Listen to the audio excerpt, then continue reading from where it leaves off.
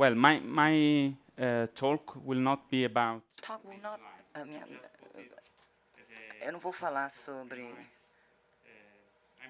coisas muito profundas. Eu vou falar em inglês, que não é a minha língua materna. Eu sou italiano, sou do sul da Itália. Então, eu não posso dizer que sou italiano, porque sou napolitano, e isso é algo bastante problemático. Eu vou falar em inglês, mas a minha apresentação está em português. E eu acho que dessa forma a comunicação vai ficar mais fácil. Esse aqui é a premissa da minha apresentação. Eu vou falar sobre o decrescimento, e essa é uma ideia com a qual estive trabalhando com um grupo de pessoas na Itália como ativista, e depois também trabalhei em Barcelona como um acadêmico. O que é importante para mim e eu coloquei esses slides aqui no começo da apresentação para mostrar para vocês o meu ponto de vista. O que faz sentido para mim é algo que está bastante baseado no que acontece na Europa. Eu não sei se vai fazer muito sentido para vocês que são aqui do Brasil e da América Latina, mas eu acho que vocês vão conseguir fazer algumas conexões. Eu não quero oferecer uma solução, uma descrição de uma situação global. E quando eu falo nós, eu falo sobre ativistas e acadêmicos da Europa. Como vocês podem ver,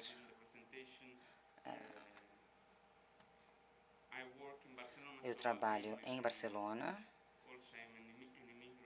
Eu também sou um imigrante da região da Catalunha. Eu trabalho na Universidade Autônoma de Barcelona e eu estou morando lá desde 2010. E eu trabalho em uma universidade e numa associação que estuda o decrescimento. Então, isso significa que o meu trabalho não está relacionado com o decrescimento. Em Nápoles, eu tive que fui obrigada a trabalhar com o tráfico ilegal de resíduos, feito por uma organização criminosa que jogava lixo, resíduo, de forma ilegal em várias regiões do mundo. Mas eu dedico bastante do meu tempo ao decrescimento, essa questão do decrescimento. Então, vamos agora abordar o que é decrescimento. É uma crítica à ideologia do crescimento. Ontem, na primeira mesa redonda que tivemos, foi falado sobre essa ideologia do crescimento e dos problemas que ela traz, mas eu gostaria de ir um pouco além dessa ideologia e falar sobre o significado do decrescimento. Uma parte está relacionada a Pares Destruens, que fala que é preciso limpar a mente dos ídolos e falsas noções que invadiram o intelecto humano. E uma segunda fase é uma necessidade da criação de um metabolismo social diferente, um ambiente que seja menos nocivo e mais igualitário. Essa é, mais uma vez, uma definição que coloca um ponto de partida para a reflexão. Tem um livro que acabou de ser traduzido aqui para português, no qual apresento essas ideias. Temos 2 livros circulando na sala, então se vocês acharem que a minha palestra é muito chata, vocês podem ler o livro. Nessa apresentação, eu gostaria de transmitir 2 mensagens centrais, e se eu conseguir fazer isso, vou ficar feliz. Primeiramente, é a ideia de que quando pensamos sobre crise, precisamos pensar de uma forma plural, porque é algo muito problemático e muito complexo. E o segundo aspecto é que, quando pensamos na forma como agimos e atuamos na sociedade, precisamos pensar em escalas variadas e agir em diferentes níveis. Não é somente relacionado à ética.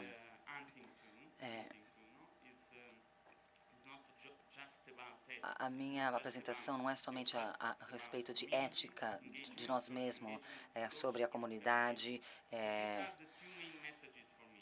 e engajamento político. Então, as crises são múltiplas e as formas como temos que interagir com essas crises são variadas. Temos que trabalhar numa esfera política, social e individual. Então, em oposição aos economistas, eu fui treinado para ser um economista, mas eu tenho muito orgulho de dizer que qualquer economista diria que o que eu faço não tem nada a ver com economia. Mas os economistas, eles sempre criam modelos complexos para comunicar suas ideias. Mas eu uso coisas mais simples. Esse aqui é o nosso modelo para mudança. Basicamente, nós temos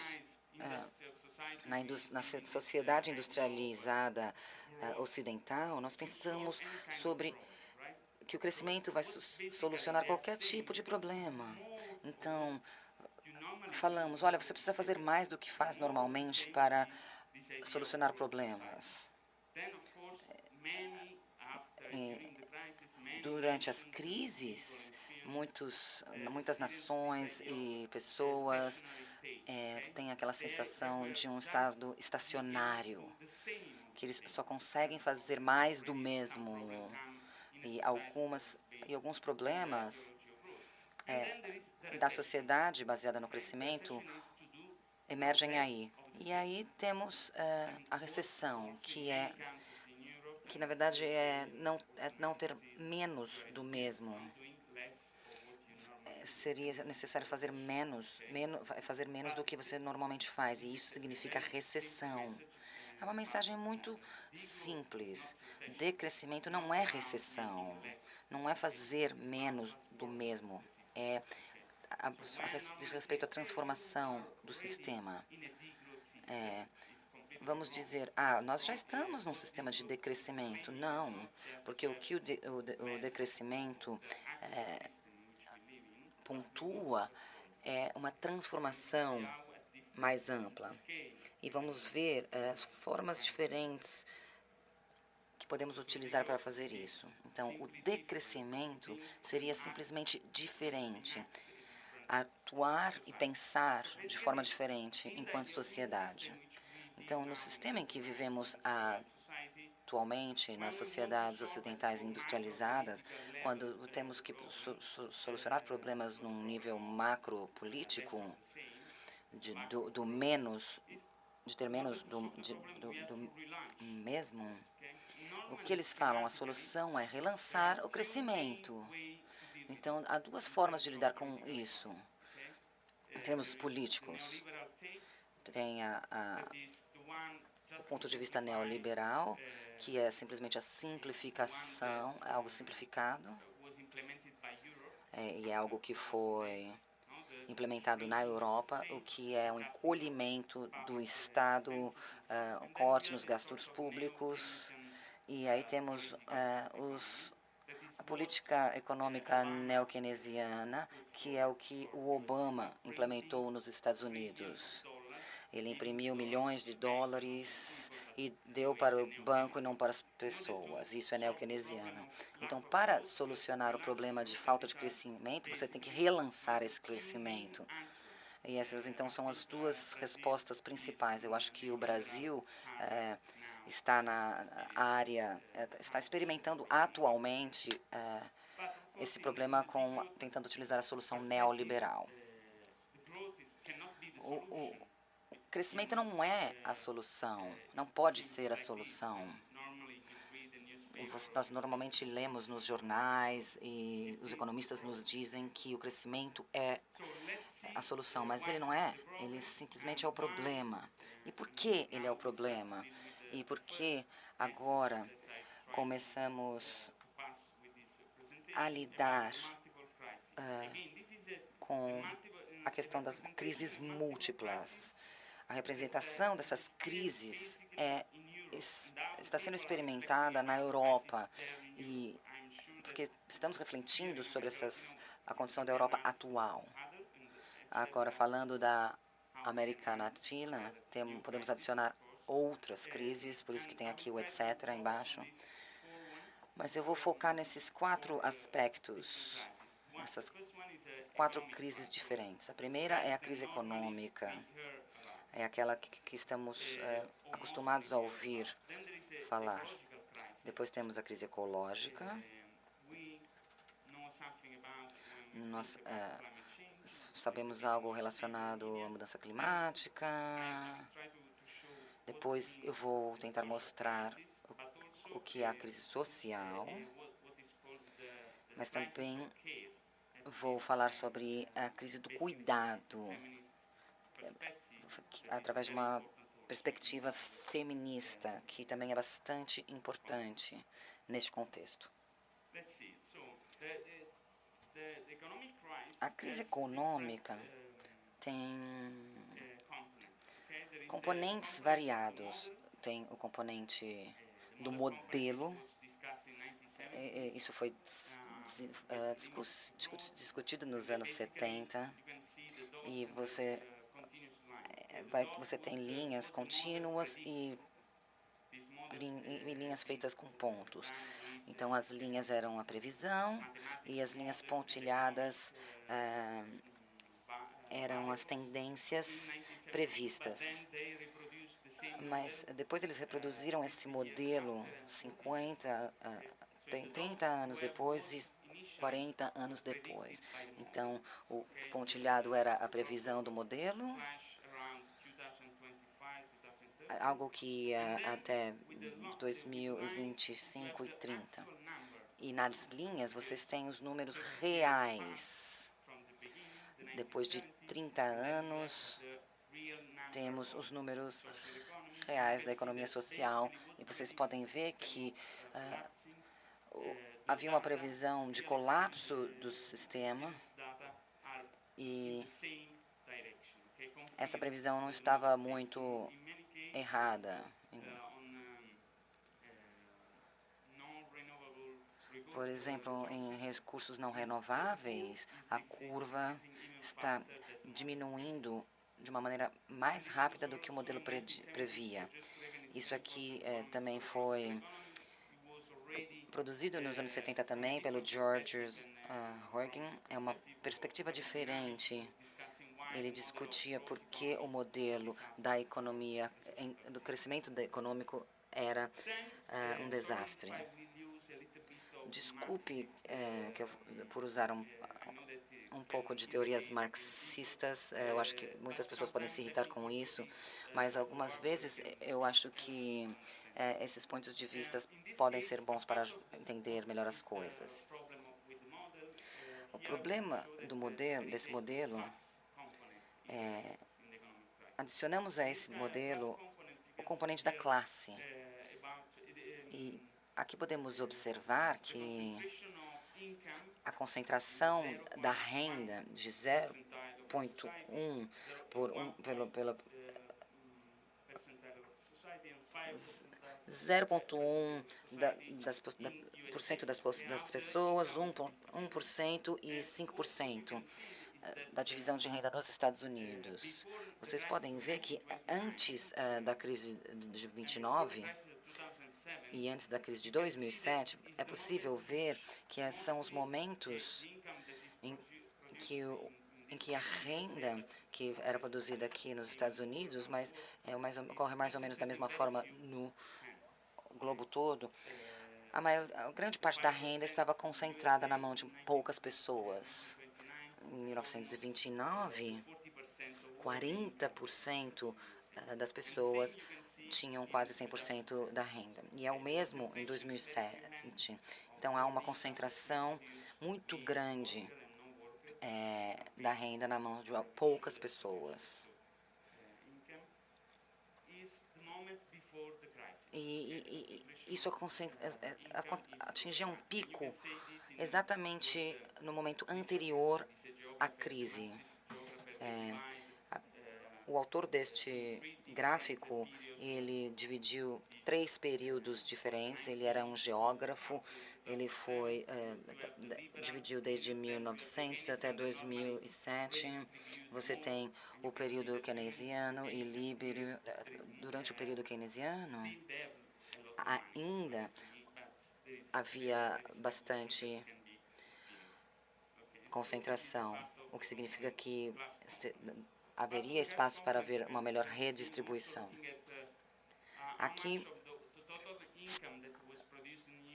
é possível ver, desde 1981 até 2001, a quantidade da renda que vai para a classe trabalhadora e não para aqueles detentores do capital.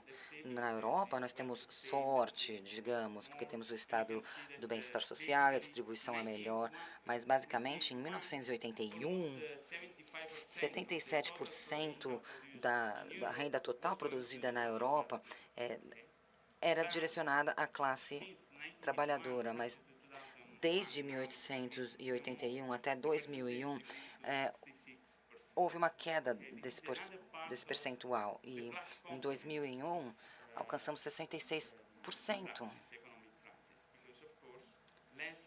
Porque o que acontece? Menos e menos dinheiro está sendo direcionado para aqueles que trabalham e mais dinheiro está indo para aqueles que detêm o capital.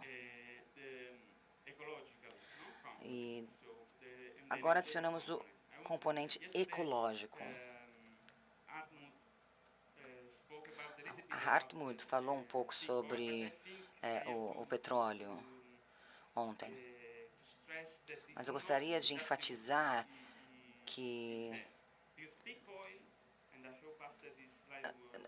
eu não concordo plenamente com o que ele diz. O problema não é que vai haver que o petróleo vai acabar. Isso não vai acontecer. O que está sendo escrito aqui é algo diferente. Está falando sobre a extração e a produção do petróleo.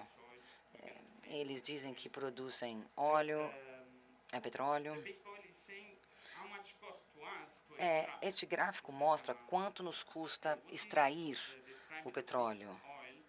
Então, o que está sendo descrito é que está ficando cada vez mais caro para extrair a mesma quantidade de petróleo. É esse o problema.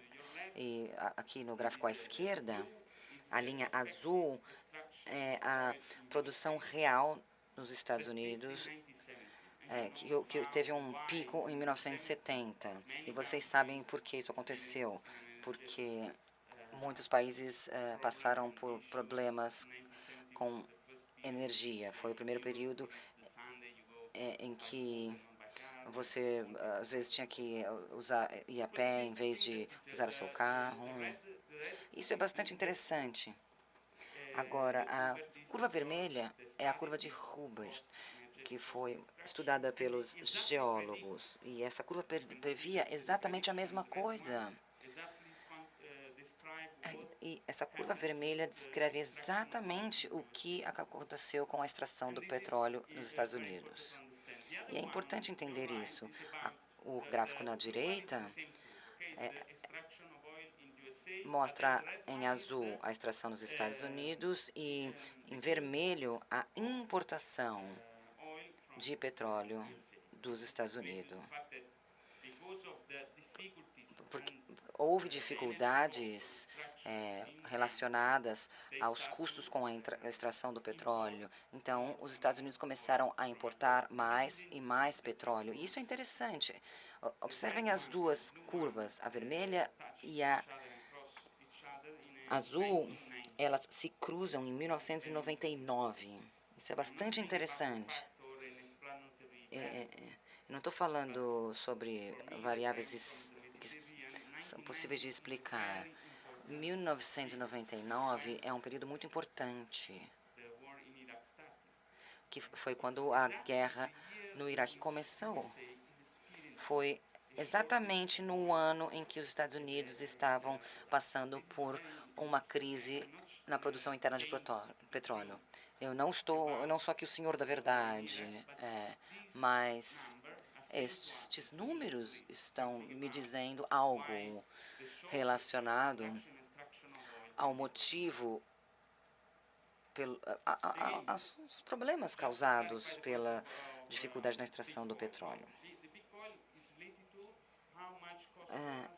Então, estamos falando sobre o quanto nos custa do ponto de vista energético para extrair petróleo.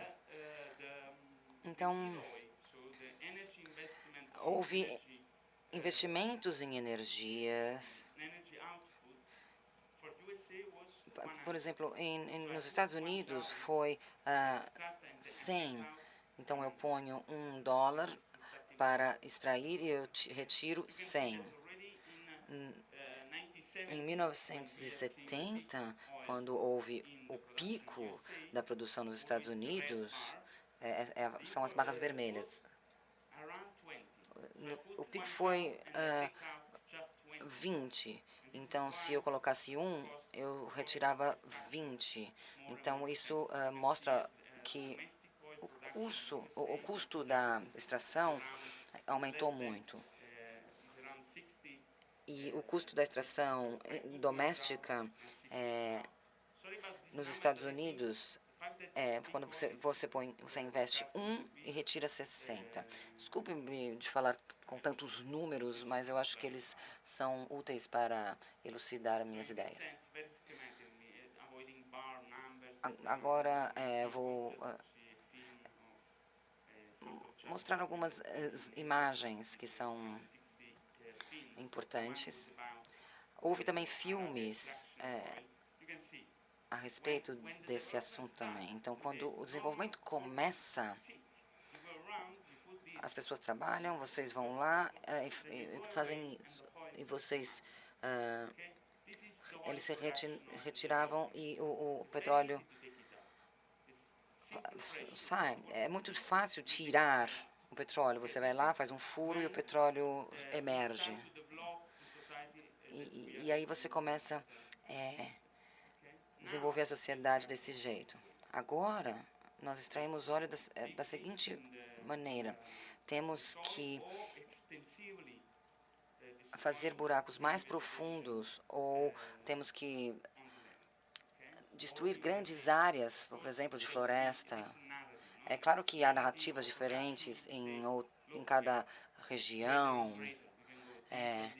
E o discurso olha, nós estamos evoluindo, extraindo de forma melhor, porque conseguimos extrair cada vez mais fundo, mas o que isso me diz é que para o Brasil, por exemplo, vai ficando cada vez mais caro para extrair o petróleo, porque você tem que ir mais longe da costa e extrair de uma região mais profunda. Você pode ter mais contaminação, é longe do continente. Então, esse é o componente energético da crise. Agora, eu vou abordar o componente de gênero. E é algo que é abordado pelas feministas desde 1970. Baseado em um trabalho que eu realizei na Catalunha. É uma pesquisa da forma como o tempo é alocado na Catalunha. Então, vocês têm que olhar o violeta e o verde. O violeta é trabalho remunerado, o trabalho que fazemos quando nós vendemos o nosso trabalho para o mercado, e o verde é o trabalho não remunerado, o trabalho que fazemos em casa, em nossos domicílios, que não é remunerado. Como vocês podem ver, na sociedade industrializada, trabalha mais fora de casa e menos dentro de casa. E as mulheres, elas ainda trabalham mais nos domicílios e menos nos setores remunerados. Isso é importante.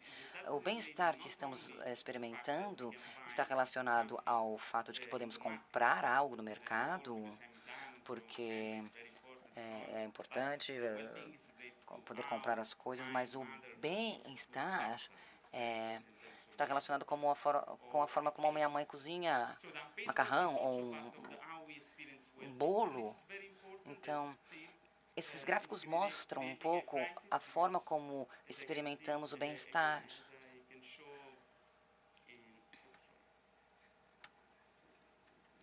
Calma, está faltando um slide.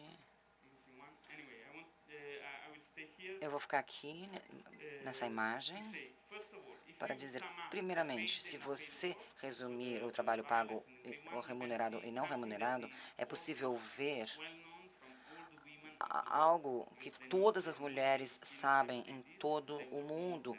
Elas trabalham mais do que os homens. Elas contribuem para a sociedade muito mais do que os homens, se você somar o verde e o violeta. Isso é importante porque, se você diferenciar as idades, por exemplo, de 25 a 44 anos, é possível ver que as mulheres que trabalham muito, no mesmo ritmo, no mercado, elas também trabalham mais no setor não remunerado. E isso é uma crise. Então, as mulheres, nessa idade, elas trabalham todos os dias. Não tem carnaval, não tem Natal. Todos os dias da vida, durante esse período da vida, elas trabalham 7,8 horas por dia. Isso é causa. E é por isso que elas falam sobre a crise. É claro que há convergências. Na minha geração, os homens fazem mais do que os meus pais e meus avós faziam. É verdade, mas nós brincamos com os nossos filhos porque é mais recompensante, mas a gente nunca lava a privada, lava os lençóis. A nossa relação é mais relacionada ao afeto, aos sentimentos, quando a gente fica mais distante das questões do lar. É claro que há convergências, as coisas estão melhores agora, mas há questões bastante complexas que as mulheres têm que enfrentar. E é isso o que as mulheres estão reivindicando. Elas não conseguem ficar no mercado e em casa com a mesma intensidade. Então, se o problema é o crescimento, e o crescimento provoca crise econômica com problemas sociais, crises ecológicas, com problemas energéticos e crises de gênero, o que podemos fazer? Temos que pensar em ações em níveis variados. Então, agora eu vou transmitir a minha segunda mensagem. Então, a primeira mensagem é, quando pensamos em crise, temos que pensar de uma forma plural. E a segunda mensagem é, como temos que pensar enquanto sociedade? Temos que pensar em níveis diferentes. No livro que estou passando aqui na sala, é possível ver que a parte da ação é muito importante. Quase 60% do livro é dedicado às ações. As ações são muito importantes para nós. Não ficamos somente pensando sobre o problema e diagnosticando o problema. Ações são importantes para tentar alcançar alguma solução. Então, no nosso modelo, é como transformar o nosso elefante. Eu não tenho nada contra elefantes, certo? É só uma metáfora. Aqui tem uma propaganda do livro. Na parte da ação, tem vários itens que apresentam ações que podemos fazer. Eu vou mostrar 5 delas para que vocês tenham uma ideia das escalas variadas que podemos utilizar para solucionar, tentar procurar soluções.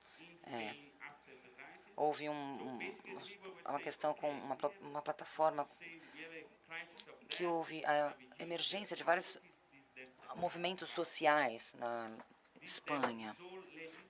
Então, houve uma questão de uma dívida, se essa dívida era legítima, e as pessoas questionavam se ela for legítima, o que acontece se não a pagarmos? Então, houve uma análise a respeito dessa dívida. Então, o que é legítimo e o que deve ser pago? Então, esse debate foi iniciado. Essa poderia ser uma forma de abordar o problema. Então, foi solicitado ao governo para destrinchar a dívida. Uma outra intervenção diz respeito a compartilhamento de trabalho, que é uma redução do número de horas de trabalho para haver mais compartilhamento de trabalho. Coworking é uma coisa bastante ativa dessa nova economia na Europa, e especialmente em Barcelona. A sinergia que é criada através da compartilhação de espaços é bastante interessante. Então, é necessário reduzir o número de horas trabalhadas e aumentar a sinergia. E tem um outro exemplo que é mais relacionado ao componente social. São as hortas urbanas. Então, por exemplo, se tem um quarteirão abandonado, ele pode ser utilizado para produzir algum alimento. É claro que a sua dieta não vai ser baseada no que está sendo produzido ali, mas é possível plantar alimentos simples como alface, tomates, e isso estimula sentimentos de comunidade, e é algo que está bastante em voga na Europa. E é uma forma de responder à crise econômica. A criação de comunidades ecológicas.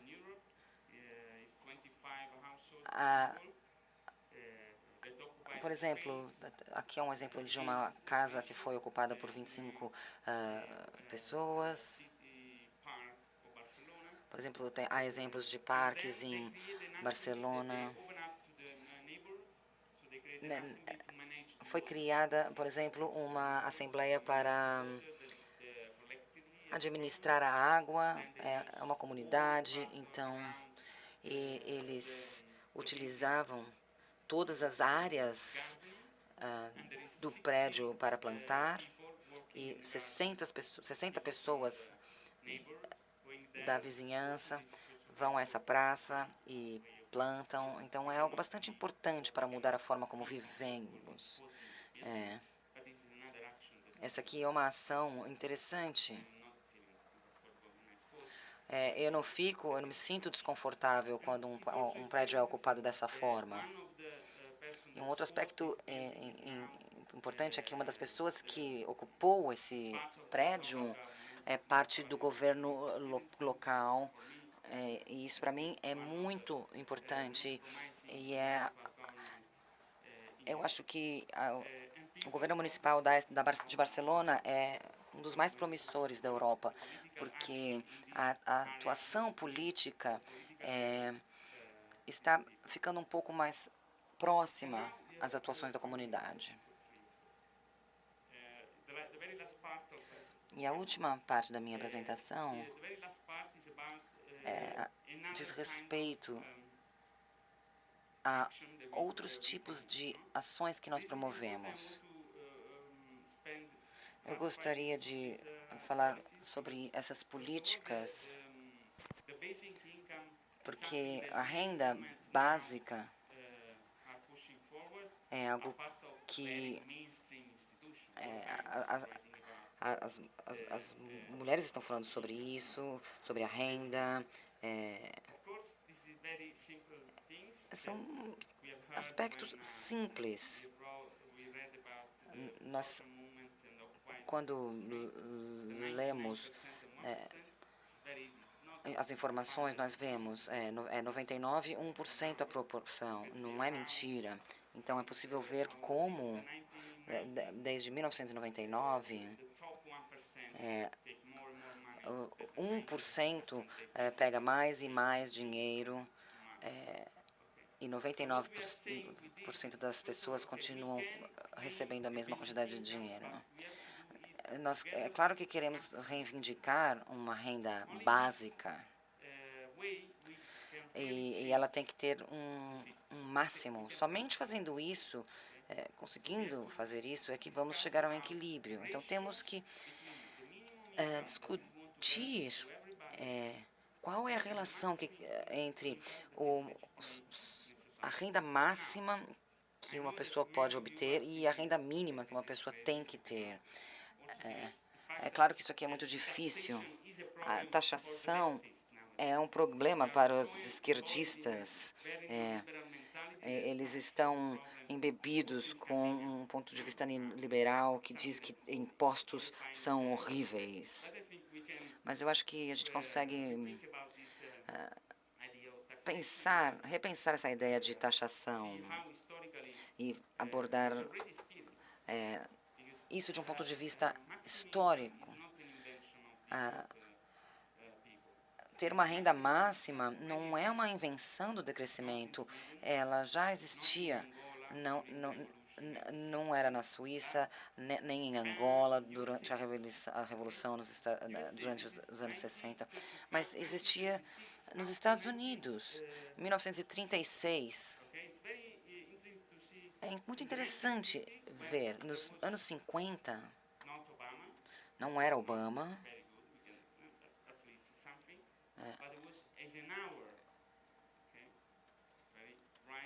era o governo do Eisenhower. Ele era um governante de direita. A taxação máxima era 91%. Aqueles que detinham a maior renda pagavam 91% de impostos. Em 210 mil dólares, em 95 era bastante dinheiro.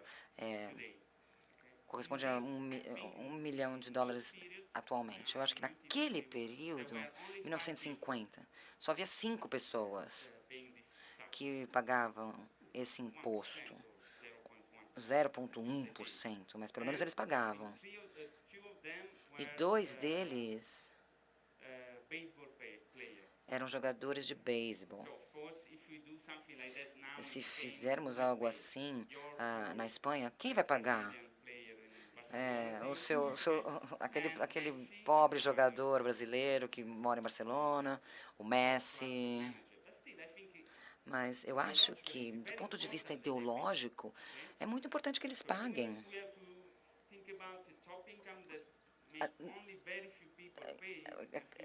Se pensarmos que somente poucas pessoas têm esse nível altíssimo de renda,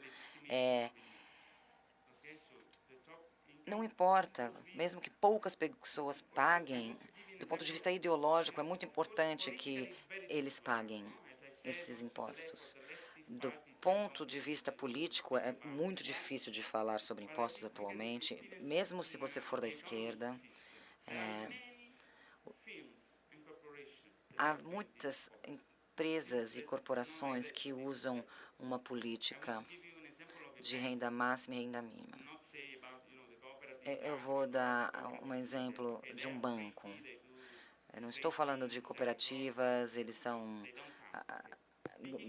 doidos, mas vamos falar de bancos. É um banco que tem agências na Itália, na França. É um banco cooperativo.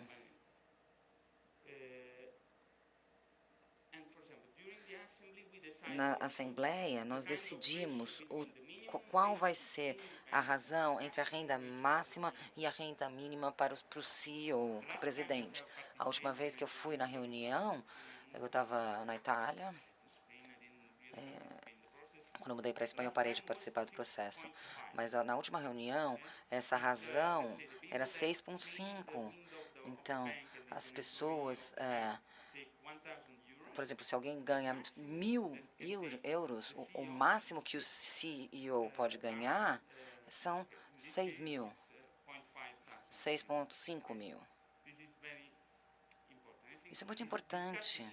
Essa discussão a respeito dos tópicos que debatemos dentro do banco, mas isso tem que ser discutido nas universidades. Por que alguns ganham tanto dinheiro e outros tão menos?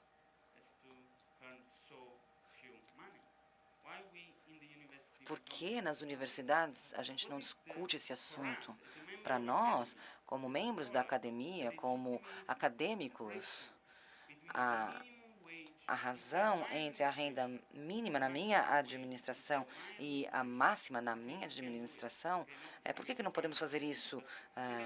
Não é porque o Obama falou sobre isso, mas deveríamos pelo menos discutir esse assunto. Nos lugares em que trabalhamos, nas comunidades que pertencemos, podíamos tentar implementar esse tipo de política.